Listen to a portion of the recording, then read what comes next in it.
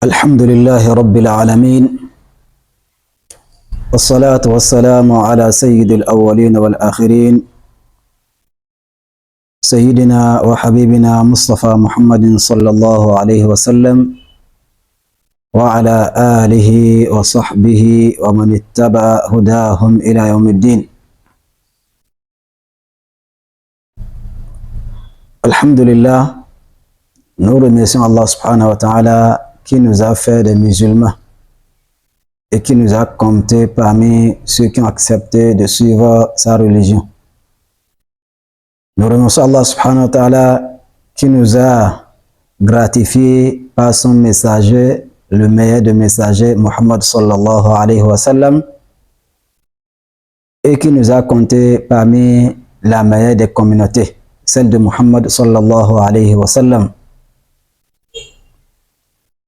Nous demandons à Allah subhanahu wa ta'ala de nous faciliter l'accomplissement de notre mission et de nous faciliter également la purification de nos âmes afin qu'on puisse être comme Allah veut qu'on soit, afin qu'on puisse être des bons musulmans. C'est très important quand nous voulons réussir, qu'on connaître les processus de la réussite. Il est aussi nécessaire également de connaître ce qui peut nous empêcher à réussir. Quand on connaît les accélérateurs, quand nous allons connaître ce qui nous aidera à réussir, il est aussi également nécessaire de connaître ce qui peut nous empêcher à réussir. Ainsi, nous allons éviter ce qui nous empêchera à réussir et nous allons essayer d'accélérer et de mettre accent sur des choses qui vont nous aider vraiment à atteindre nos objectifs. Et la réussite a ses signes et l'échec aussi a ses signes. Ceux qui cherchent à réussir dans la vie, ils observent ce qui va, ce qui marche et ce qui ne marche pas, pour corriger ce qui ne va pas et essayer de multiplier ce qui marche afin que la personne arrive à atteindre ses objectifs. Nous sommes ici sur la terre pour accomplir une mission donnée qu'Allah nous a désignée et qui est le fait de l'adorer. Cette adoration ne peut pas être accomplie si l'homme n'arrive pas à purifier son âme de certains comportements et de certaines croyances afin que la personne puisse atteindre ses objectifs. Parmi ceux dont nous devons nous purifier, il y a une maladie qu'on appelle l'hypocrisie. L'hypocrisie, c'est le fait d'avoir deux facettes, le fait d'avoir deux cœurs avec un seul visage, le fait d'avoir deux langues et vouloir deux choses au même moment, alors que c'est une question de choix. Alors pour cela, dans cette science, nous allons essayer d'expliquer quelques signes de l'hypocrisie. Ce n'est pas encore le moment pour dire qu'est-ce qu'est l'hypocrisie. Selon la définition islamique et selon la conception qu'Allah a donnée à l'hypocrisie et celle que le prophète nous a expliquée. Seulement, nous allons expliquer ici quelques signes de l'hypocrisie. Ce qui veut dire quand l'un de nous va remarquer ce comportement en lui, il n'a qu'à savoir qu'il est atteint par la maladie de l'hypocrisie. Ça peut être une maladie, c'est-à-dire que ça peut gagner toute sa vie, ou bien il a quelques de ces signes que nous allons citer.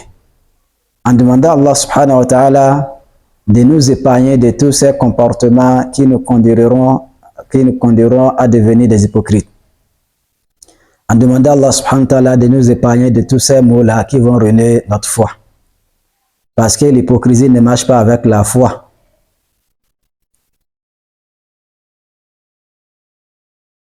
Voilà ce que nous voulons dire ici. Selon un hadith rapporté par Abi Huraira radiyallahu anhu qu'Allah l'agrée, il dit que le prophète a dit, sallallahu alayhi wa sallam, ayatul munafiqi thalath. Les signes d'un hypocrite sont au nombre de 3. Idha haddasa kadhaba. S'il parle, il ment. Wa idha wa'ada akhlafa. Et s'il promet, il ne respecte pas sa promesse. Wa idha tumina khan. Quand on lui fait la confiance, il trahit. Et dans un autre hadith rapporté par Abdullah ibn Amr ibn As radiyallahu ta'ala anhu, il dit que le prophète a dit Arba'un man kunna fihi kana munafiqan. 4 signes. Celui à qui ces signes-là se retrouvent, alors la personne est purement hypocrite. Idha haddasa kadhaba. Quand il parle, il ment. Wa idha wa'ada akhlafa. Et s'il promet, il ne tient pas à sa promesse. Wa idha ahada ghadar. Quand il prend un engagement, il trahit. Wa idha khasama fajara. Quand il trouve la dispute, quelle dispute, il exagère, il dépasse les limites. Ici, c'est remarquable que le prophète sallam il a cité encore les 2 premiers points qu'il avait cités dans l'autre hadith, qui sont le fait de mentir, le fait d'avoir l'habitude de mentir et le fait de ne pas tenir à ses promesses. Et il a ajouté 2 autres qui sont le fait quand la personne il prend un engagement, un décret, il signe un contrat, il s'entend avec quelqu'un, il s'engage, il trahit cet engagement. Et le fait que la personne, s'il trouve la dispute, s'il se dispute, il exagère, il dépasse les limites.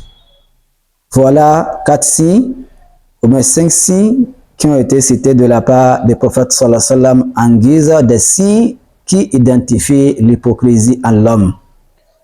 Je reprends et je confirme. Nous ne disons pas ce que nous disons pour enrichir côté intellectuel. Seulement que nous voulons que la personne vérifie sa vie et voit si vraiment ce qui est dit là, ça ne se trouve pas en lui. Dans le cas où ça se trouve en lui, il n'a qu'à savoir que lui, il est atteint par quelques signes de la maladie, il n'a qu'à chercher à se guérir. Et dans le cas contraire, on n'a qu'à remercier Allah subhanahu wa ta'ala que nous sommes bien portants. Alors, les signes sont le fait de mentir. À chaque fois que la personne parle, son habitude, il s'est habitué à mentir. La personne ment trop. Et quand il donne la promesse, quand il promet, il ne respecte pas ses promesses. Et quand on le fait confiance, on fait un dépôt auprès de lui, il trahit. 4e signe, quand il signe un contrat, il prend un engagement, la personne, il finit encore par trahir. Et la dernière chose, quand il se dispute avec quelqu'un, il exagère, il dépasse les limites, il déborde les limites. Voilà les 5 signes. Nous allons remarquer que la question de trahison, le non-respect des promesses et de l'engagement s'est répété beaucoup dans ces signes-là. Alors chacun de nous n'a qu'à vérifier sa vie. Si vraiment nous mentons souvent, il faut savoir que vraiment c'est devenu sérieux. Et nous savions ce qu'est le mensonge. Toute parole qui ne se correspond pas à la réalité, ce n'est pas la vérité, c'est un mensonge. Toute parole qui ne correspond pas à la réalité, ça c'est le mensonge. Vous avez l'argent, je n'ai pas. Pouvez-vous m'aider? Oui, alors que vous êtes incapable. Voulez-vous venir? Oui, alors que vous avez l'intention de ne pas venir. Allah nous facilite. Et nous allons voir également le fait que la personne ne tient pas à ses promesses.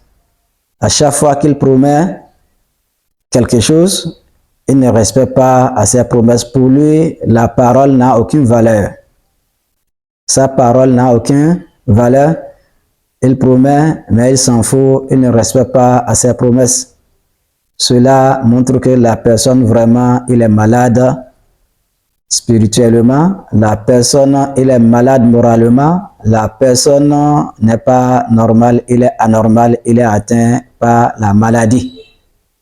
C'est ainsi. Et quand on lui fait la confiance, on fait un dépôt auprès de lui, la personne finira par trahir. Mon frère, gardez-moi cette somme d'argent, je reviendrai la chercher, la personne va vous trahir. Quand il y a un traitement ou une transaction entre vous, il finira par vous trahir. Alors, toutes ces choses, ça montre que vraiment le cœur n'est pas au rendez-vous, la croyance n'est pas bien assise dans le cœur n'est pas purifié, les intentions ne sont pas bonnes. Et autre chose, il dit, wa idha ahada ghadar. Quand il prend un engagement, un contrat, un traité, la personne finira encore par trahir. Et ici, nous allons essayer de faire la différence entre ces questions-là. Quelque part, il est dit, quand on le fait la confiance, il trahit. S'il s'agit de questions, comment on dit, matérielles, mais par rapport à l'autre qu'on a dit, l'engagement, c'est souvent des questions morales. Il s'agit de questions qui concernent le côté moral. Ça veut dire que un contrat, quand vous signez un contrat avec quelqu'un, c'est qu'il y a la confiance entre vous. Quand vous donnez votre enfant à quelqu'un, c'est qu'il y a la confiance entre vous. Quand vous invitez quelqu'un de venir travailler avec vous, c'est qu'il y a quelque confiance envers de lui. Alors, toutes ces choses-là, la personne n'arrive pas à respecter ça. Et la dernière chose, c'est le fait d'être quelqu'un vraiment, quand il trouve la dispute là, c'est fini, il déborde des limites. Et ce qui est dit ici par rapport à ça, par exemple, c'est une question, si un jour vous avez un problème par rapport à un sujet, c'est que lui, il ne va pas limiter le problème dans ce sujet-là, il va essayer vraiment d'élargir le champ de problème. Vous ne vous êtes pas entendu par rapport à une question donnée, il va essayer de généraliser la question pour couvrir tous les différents domaines de vos relations. Et vous ne vous êtes pas entendu à deux. Il fera rentrer toute votre famille dans la dispute pour les compter comme des ennemis pour lui. Vous ne vous êtes pas entendu sur une question. Tous vos amis, il va les traiter comme il vous traite. Vous ne vous êtes pas entendu sur une question. La personne va essayer de vous dénigrer n'importe où il est. En sachant qu'il y a en vous des bons comportements et des bonnes valeurs et des bonnes choses qui sont en vous, il va fermer tout cela, il va essayer seulement de faire sortir ce qui est mauvais en vous. Ça, c'est ainsi de l'hypocrisie. Quand vous ne vous entendez pas, il y a eu la dispute entre vous par rapport à une question et c'est fini comme ça. Lui, quand il va partir, il va essayer de vous détruire. Il va vraiment essayer d'aggraver la situation et de prendre ça le plus sérieux possible chez lui pour pouvoir vous nuire et vous faire du mal. Celui qui a ce comportement, c'est que la personne elle est atteinte par la maladie de l'hypocrisie. Et ici, chacun de nous vraiment doit vérifier ses comportements. Parce qu'il se peut qu'entre les amis, à cause d'une somme d'argent donnée, tous les liens seront coupés. Ou bien à cause d'une parole mal prononcée, ça devient autre chose. À cause d'une baguette de pain, ça devient un problème. Quand lui, il ne s'entend pas avec une seule personne, ça veut dire que tous ceux qui sont autour de la personne, ils rentrent dans le même carton que son adversaire. Alors l'islam ne veut pas comme ça. Ces choses font partie des signes de l'hypocrisie. Mon frère et ma soeur, si vraiment vous retrouvez l'une de ces choses en vous, il faut savoir que vous êtes en train de souffrir de ce qu'on appelle l'hypocrisie. Quand vous parlez, vous mentez trop. Vous ne respectez pas vos promesses. Quand vous faites la confiance, vous trahissez. Et quand vous prenez l'engagement, vous la trahissez, vous trompez. Et quand vous avez la dispute, quand vous disputez vraiment, vous dépassez les limites. Le prophète sallam, dans le dernier hadith, il dit que si ces 4 critères-là se réunissent en personne, c'est que la personne est purement hypocrite. Mais s'il y a l'une de ces critères, la personne n'a qu'à savoir qu'il est atteint par une autre critère qui fait partie des composants de l'hypocrisie. Alors pour cela, pour ne pas tomber dans cette maladie, ce problème qui détruit et qui nuit la foi et l'avenir de l'homme, nous devons prendre conscience de nos réactions et de nos intentions et de nos sentiments et de nos manières de nous comporter vis-à-vis à nos relations avec les autres. Parce que c'est en traitant avec les gens qu'on arrive à mentir. C'est en traitant avec les gens qu'on promet et on n'arrive pas à respecter à notre parole. C'est en traitant avec les gens qu'on arrive à trahir leur confiance quand ils font les dépôts auprès de nous. C'est en traitant avec les gens que nous nous disputons. Parce que nos points d'avis ne peuvent pas être les mêmes à chaque moment. Quand il y aura la divergence entre nos points d'avis, nos manières de voir et nos conceptions par rapport à certaines questions, on se dispute avant de trouver la solution. Pour quelqu'un qui est un hypocrite ou bien qui a ce comportement, il ne va pas chercher la solution, il va dépasser les limites. Et quand il prend un engagement, un contrat, quelque chose de gens, il finira encore par tromper et par trahir. Et je pense que dans la communauté, la plupart des gens, ils connaissent la situation. Mais ce que nous voulons ici est que moi qui est en train de parler, ainsi que tous ceux qui sont en train de m'écouter, que chacun de nous vraiment veille à revoir ses comportements vis-à-vis de ce qui est dit, pour que la personne prenne soin de lui-même, se corriger, se purifier pour revenir dans ce qui est normal. Parce que c'est le fait de se corriger là, c'est de ça qu'on appelle la purification de l'âme. C'est des souilles, c'est des choses qui ont souillé nos esprits et nos âmes et que nous devons vraiment corriger ça pour qu'on devienne normal selon ce qu'Allah veut qu'on soit. Et c'est cette purification de l'âme là qui nous amène à faire ce que nous sommes en train de faire actuellement. Alors, cette science n'est pas pour seulement se cultiver et vraiment se distraire, c'est pour se permettre à faire un diagnostic concernant à nos comportements vis-à-vis aux autres. Vous allez remarquer que tout ce qui est dit là, c'est dans notre relation avec d'autrui.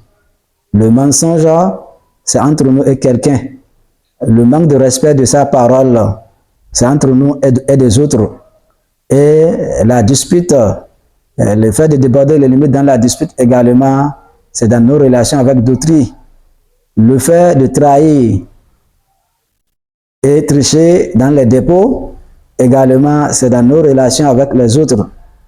Et le fait d'exagérer dans la dispute et trahir les contrats, tout cela, c'est dans nos relations et dans nos transactions avec les autres. L'islam veut que l'homme soit vraiment intègre, qu'on soit vraiment quelqu'un de confiance. Et nous avions dit ici le fait de se purifier. Si l'homme doit se purifier, c'est qu'il était souillé. Parce que si on n'est pas souillé, on n'aura pas besoin de se purifier. Allah subhanahu wa ta'ala, il veut les gens qui se changent. Ce n'est pas un problème qu'on constate qu'il y a tous ces comportements en nous, ou bien il y en a certains de ces comportements qui sont en nous. Ça, c'est le début du changement. Si nous avions l'intention de se changer, c'est le point de départ. Il se peut qu'on devienne autre chose parce qu'on était inconscient par rapport à notre situation et maintenant nous venons de prendre la conscience de notre situation. Et pour pouvoir prendre la conscience de sa situation ou bien pour que nous puissions prendre la conscience de notre situation, l'homme doit observer ses propos. L'homme doit réfléchir à ce qui s'est passé dans sa vie. On doit avoir un temps. Là, on va rester seul pour réfléchir et méditer dans notre passé et dans nos comportements, dans nos manières de se comporter vis-à-vis à ces questions qu'on a citées. Nous finirons vraiment par avoir vraiment des choses, un tas de problèmes qui nous permettront de découvrir ce qu'il y a en nous et afin qu'on arrive vraiment à se corriger. Si nous sommes vraiment sincères, nous voulons être comme Allah subhanahu wa ta'ala, il veut qu'on soit, nous devons avoir ces sciences-là particulières entre nous et nous, afin qu'on puisse vraiment réviser nos comportements. Parce que quand il ne le fait pas ici, bas monde, quand il ira dans l'au-delà, Allah subhanahu wa ta'ala, lui, il va te faire le point. Alors, il faut que chacun de nous se fasse le point de ses comportements. Il n'a qu'à voir ce qui ne va pas dans ses comportements et la personne va essayer vraiment de corriger ce qui ne marche pas. Voilà ce que nous avions partagé cet instant-là, en demandant à Allah subhanahu wa ta'ala de nous faciliter vraiment la mise en pratique de ce que nous venons d'apprendre. Je dis encore, cette science a l'objectif de nous amener à revoir nos comportements par rapport à ces points qui ont été cités. Si on se retrouve dedans, alhamdulillah, Dieu merci que Dieu nous a facilité de connaître les défauts qui sont en nous. Maintenant, la seconde étape, c'est le fait maintenant d'apprendre et se former et voir comment nous allons changer ce qui est en nous, qui est négatif, à ce qui est positif. Et maintenant, fournir l'effort, demander à Allah subhanahu wa ta'ala de nous pardonner par rapport à ce qui s'est passé et prendre l'intention, s'engager à être mieux que ce que nous étions à l'avant. Mais dans le cas, on néglige ce qu'on a tourné le dos de la guidance, il n'y aura aucune excuse devant Dieu le jour de la résurrection. Et avec ça, Allah ne va pas nous montrer le chemin. Nous serons en train de tourner autour et aurons le reste de notre vie. Nous allons fournir beaucoup d'efforts pour accomplir des bonnes œuvres, mais ça n'aura aucune valeur parce que nous sommes des hypocrites et Allah n'acceptera rien de la part des hypocrites. Et le jour de la résurrection, ils seront les premiers à être jetés dans le fond de l'enfer. Allah subhanahu wa ta'ala, il dit à propos des hypocrites, Innal munafiqina fi darkil asfali minan nar. Les hypocrites sont les gens qui seront au fond de l'enfer. Alors, si nous avons cité ces critères-là, c'est pour permettre à chaque musulman de se valuer et voir là où il est. Et maintenant de prendre l'engagement à se corriger. Et en se corrigeant, on devient parfait. Nous demandons à Allah subhanahu wa ta'ala de nous faciliter la correction de nos mauvais comportements et la mise en pratique de ce que nous avions appris. Qu'Allah nous pardonne. Et je demande toujours l'excuse à cause de mon niveau de français. Et Inch'Allah, je vais essayer vraiment de me perfectionner. J'ai dit, toute personne désirant de nous aider à ce point-là, la personne est bienvenue, que ce soit dans les expressions, dans le style de discours qu'on a tenu. En tout cas, toute personne désirant de nous aider, elle est bienvenue. Et qu'Allah récompense tout un chacun de nous de la meilleure façon. Nous demandons à Allah subhanahu wa ta'ala de bénir cette science et de faire que tous ceux qui ont suivi ça, qu'ils puissent en bénéficier d'ici bas, ainsi que dans l'au-delà. Subhanakallahumma wa bihamdika ashhadu an la ilaha illa anta astaghfiruka wa atubu ilayk.